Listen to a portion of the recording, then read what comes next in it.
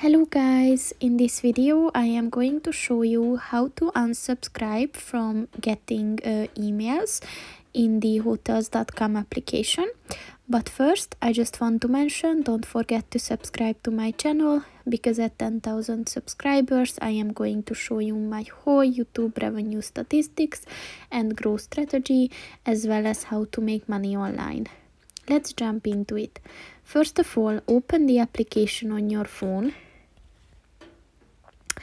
and then click on the profile button at the bottom of the page on the right,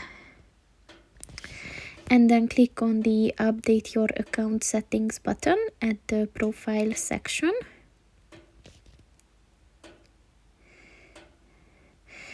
And then at the communication preferences section, click on the unsubscribe from our marketing emails button.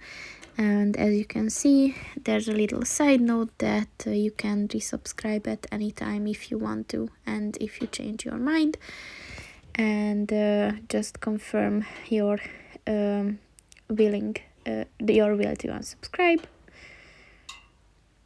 And yes, it is confirmed that now you will not receive any more newsletters. So that's pretty much it for this video, guys. See you in the next one. Goodbye.